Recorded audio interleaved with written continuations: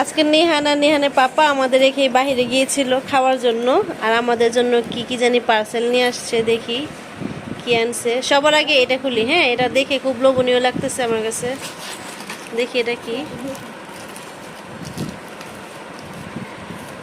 এটা এই জায়গার কথা আমি ওকে কয়েকদিন আগে বলছিলাম যে এখানে যাবো নি একদিন খেতে। অনেককেই দেখি যে রিভিউ দেয় ফেসবুকে। এটা হচ্ছে মিট অ্যান্ড ম্যাশের খাবার, ফুল ও মোমো। এর জিনিসটা আমার কাছে খুবই ভালো লাগছে, মানে একটা সুন্দর একটা সিস্টেমের উপরে হচ্ছে মোমো, তারপরে হচ্ছে সসেজ, তারপর মাশরুম, সাথে হচ্ছে সস দেয়, আর নিচে হচ্ছে ড্রিঙ্কস থাকে। এটা খুব ভালো লাগছে। হ্যাঁ, এখানে এটা রাখি। তারপর এটা কি, তুমি কি খাইছো নিহান? এটা কার? এটা মনে হয় কি মিল্কশেক নাকি কোল্ড কফি, জুস? এটা কোন জায়গার? ও পাশেরটা, ওই এইখানকারটা নাকি? ও এটা একটা দোকানে, এটা একটা দোকানে। এটা হচ্ছে মিট অ্যান্ড ম্যাশ, এটা জানি। আর এটা হচ্ছে কুদোস থেকে। কুদোসে হচ্ছে ফার্স্ট ওরা গিয়েছিল। এটা কি স্যান্ডউইচ? ও, কুদোসের খাবারগুলো আমার কাছে সবসময় ভালো লাগে। এটা কি তোমার আপির জন্য নিয়ে আসছো? খা।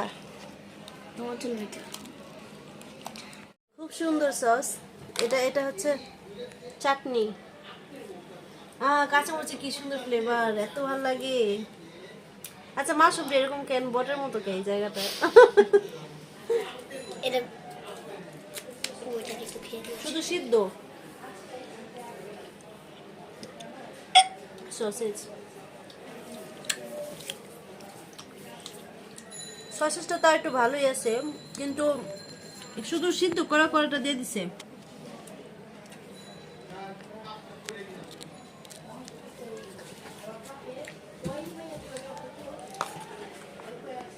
রাখো। তেলে ভাজা না, শুধু সিদ্ধটা। মোমোটা খাই দেখি তো। মোমোটা ভালোই হবে, কিন্তু এই যে খাবার আমি দেখছি ফার্স্টে ইসেতে লালবাগেও দেখছি, তারপর ফেসবুকে দেখছি, কিন্তু এখানে গিয়ে হচ্ছে খাইতে ইচ্ছা করে না কেন। এটা হচ্ছে দোকান না, মানে দোকানে তো এগুলি বানায়, কিন্তু খেতে হয় বাহিরে বসে, এই জন্য হচ্ছে এখানে ভালো লাগে না। বাসায় এনে খেলেই বেটার।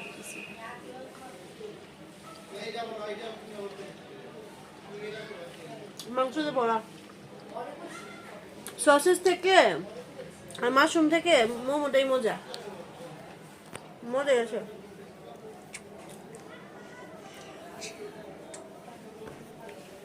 এটা হচ্ছে লালবাগে টেলার্স থেকে, মানে অপোজিটে, একটু আগে বাড়লে একদম সাথে সাথেই না, মজা আছে, আপনার খেতে পারেন। সকাল সকাল চলে আসলাম কি নিয়ে জানেন? আলু পরোটা বানাবো, সেটা নিয়ে। আলুটা হচ্ছে আটাটা হচ্ছে এখন ময়ান করে নিচ্ছি। কালকে আমার শাশুড়ি যখন আলু চাপ বানিয়েছে না, আলু অনেক সিদ্ধ দিয়ে দিয়েছিলাম আমি, তো আলু বেঁচে গিয়েছিল অনেক, তাই ভাবলাম আজকে একটু আলু পরোটা বানিয়ে দিই। নিহানের পাপা গতকালকে খেতেও চেয়েছিল।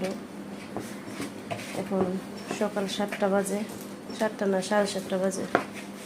ঘুম থেকে উঠছি হচ্ছে 6:45টায়। নিহানের পাপার জন্য ভাত রান্না করলাম, নিহানকে বিদায় করলাম। এখন হচ্ছে মেয়ে চলে যাবে, ভাবলাম মেয়েকে একটা ভেজে দিই তার একটা সময় তো আছে। আলু বয়ন করা শেষ, এখন হচ্ছে ওকে একটু, ও বলতেছে ছোট করে বানাইতে, ছোট করে বানিয়ে দিই। ও বেশি বড় বড় ওটা পছন্দ করে না তো। আলুতে এখন আবার ধনিয়া পাতা মিক্স করলাম, কালকে তো দিয়েছিলই, পরে আজকে আবার একটু দিলাম, কেন স্মেলটা ভালো আসবে।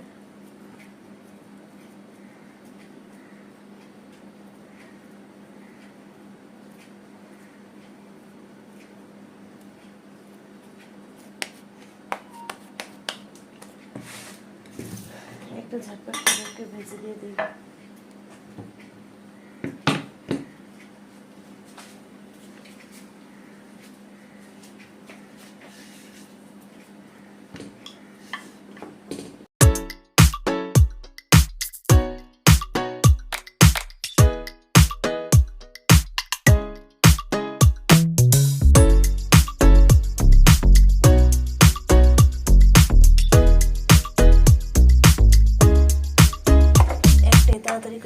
আসলাম ভাজতে।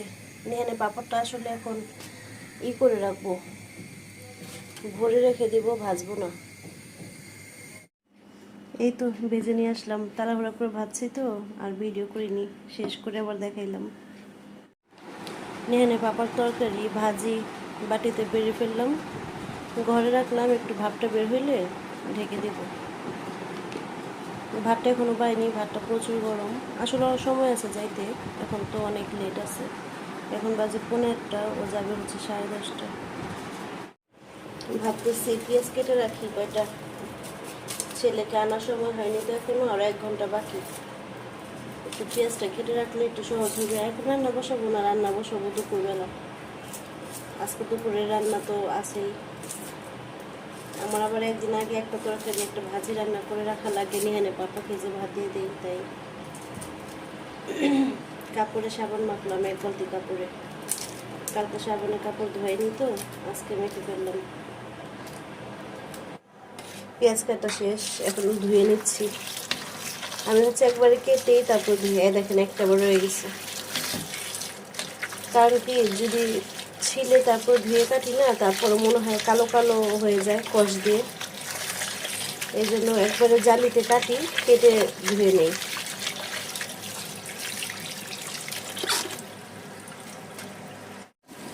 হাতে আছে আর 20 মিনিট সময়, ভাবলাম একটু ঝাড়ু বড় দিয়ে নেই। ব্যালকনিতে আসছি ঝাড়ু দিতে।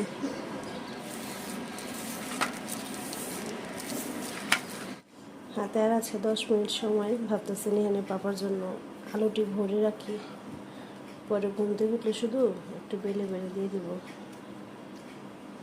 নিহানে পাপা অত মোটা পছন্দ করে না, চিকেন করে বানাই।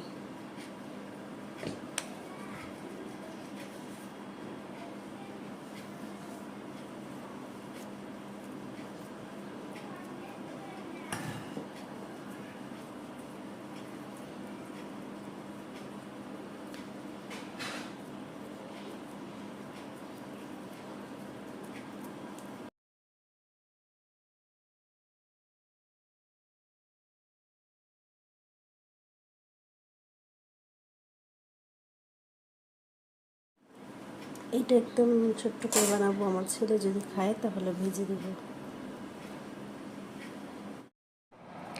9টা বাজতে হচ্ছে 10 মিনিট বাকি, তো আমি বের হয়ে যাচ্ছি, ভাবলাম আপনাদেরকে সাথে একটু ভিডিও করে দেখাই।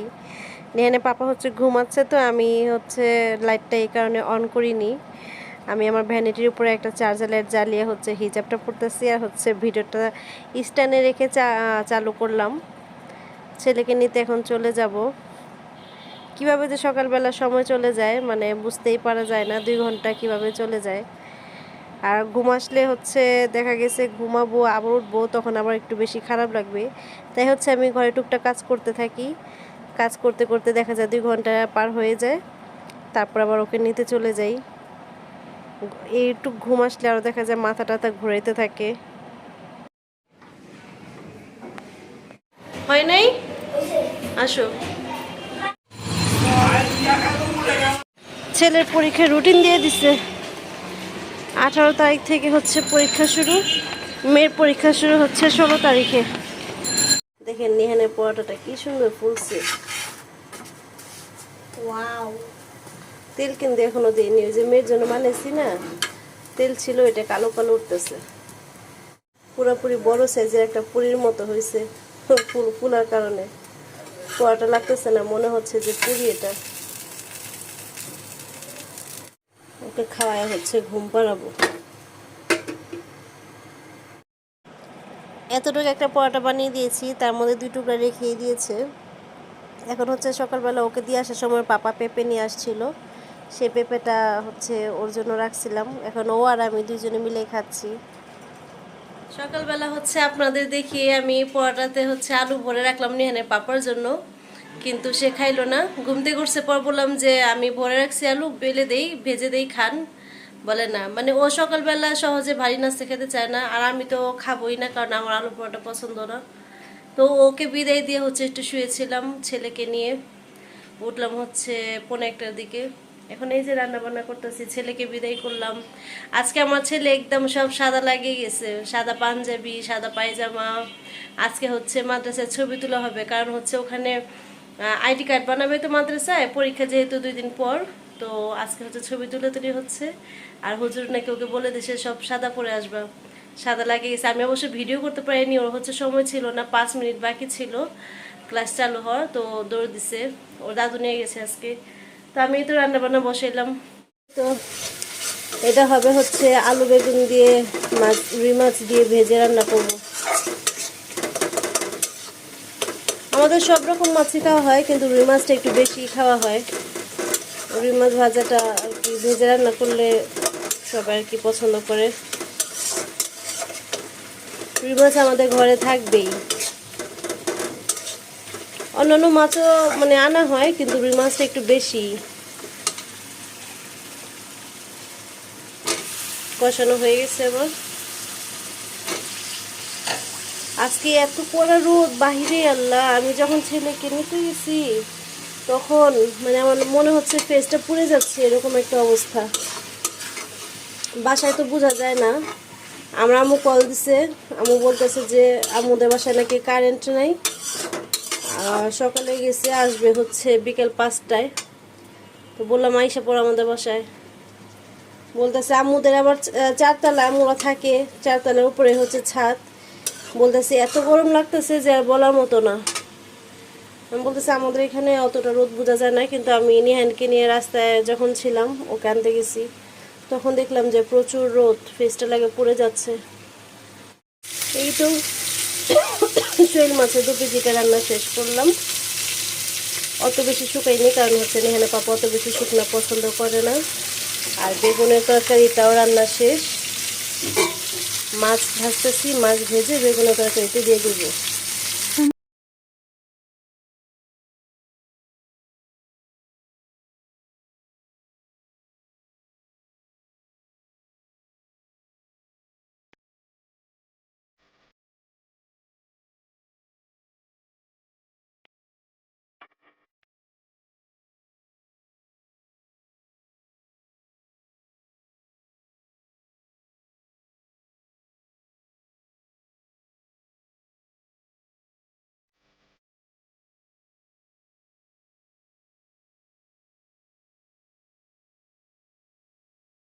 এই তো বিকেলবেলা ছেলেকে মাদ্রাসা থেকে এনে খাওয়া দাওয়া সারলাম। তো আজকে ভিডিওটা হয়তো বা আমি অনেক ভালো ভিডিও করেছি, অনেকক্ষণ ভিডিও করেছি আজকে। এত ভিডিও আমার করা হয় না, তো খুব অল্প ভিডিও করি, শর্ট শর্ট ভিডিও করা হয়। আর কোথাও গেলে হচ্ছে একটু বেশি করা হয়, সেটা তো আলাদা ব্যাপার। তো আজকে ভিডিওটা হচ্ছে এখানে আমি শেষ করে দিতে চাচ্ছিলাম, কিন্তু আমার ছেলে বলতেছে আম্মু আমি আম পাড়ার কিছু সুরা শিখছি, তো আমি তোমার ভিডিওতে বলি। তো আমি ভাবলাম যে হ্যাঁ বলুক, বাচ্চা মানুষ বলতেছে, আপনারা শুনেন। আমার ছেলে হচ্ছে অনেকগুলো সুরা শিখছে আলহামদুলিল্লাহ। তো ওর মুখে সুরা শুনতে ভালোই লাগে। ও হচ্ছে সারাদিন সুরা মানে বাসায় থাকলে একাই বলতে থাকে। আবার ও হচ্ছে যেখানে পড়ে মানে ওখানে আরো বড় বড় ছাত্ররাও আছে, ওরা কোরআন তেলাওয়াত করে, অনেক বড় বড় সূরা পড়ে। ওখান থেকেও ও হচ্ছে কিছু কিছু আয়াত শিখছে, শেখা হয়ে গেছে শুনে শুনে। আর সূরা নাবা অনেকগুলি আয়াত শিখছে, প্রায় 13 আয়াত পর্যন্ত শিখছে। তো ওগুলি এখন বলবে না, ও হচ্ছে আমপাড়ার কিছু সূরা আপনাদের শোনাবে। বলবে? আচ্ছা বললো। তো আপনারা শুনেন আর কেমন লাগলো জানাবেন। আর আমার ছেলের জন্য অনেক অনেক ভালোবাসা আর দোয়া দিবেন। শুনেন আমার ছেলে কি বলে। বসো তুমি এখানে, এখানে এখানে এখানে দাঁড়াও। হ্যাঁ বলো। আসসালামু আলাইকুম। এই টুপিটা ঠিক করে দেই। আমরা কিছু এক সূরা শোনাবো 5টা। বিসমিল্লাহির রহমানির রহিম। আলহামদুলিল্লাহি রাব্বিল আলামিন। হ্যাঁ আবার বলো। আলহামদুলিল্লাহি রাব্বিল আলামিন। আর-রহমানির রহিম। মালিকি ইয়াউমিদ্দিন। ইয়্যাকা না'বুদু ওয়া ইয়্যাকা নাস্তাঈন। ইহদিনাস সিরাতাল মুস্তাকিম। صراط الذين أنعمت عليهم غير المغضوب عليهم ولا الضالين আমিন। بسم الله الرحمن الرحيم قل أعوذ برب الناس ملك الناس إله الناس من شر الوسواس الخناس الذي يوسوس في صدور الناس من الجنة والناس بسم الله الرحمن الرحيم قل أعوذ برب الفلق من شر ما خلق ومن شر غاسق إذا وقب ومن شر النفاثات في العقد ومن شر حاسد إذا حسد بسم الله الرحمن الرحيم قل هو الله أحد الله الصمد لم يلد ولم يولد ولم يكن له كفوا أحد بسم الله الرحمن الرحيم تبت يدا أبي لهب وتب ما أغنى عنه ماله وما كسب سيصلى نارا ذات لهب وامرأته حمالة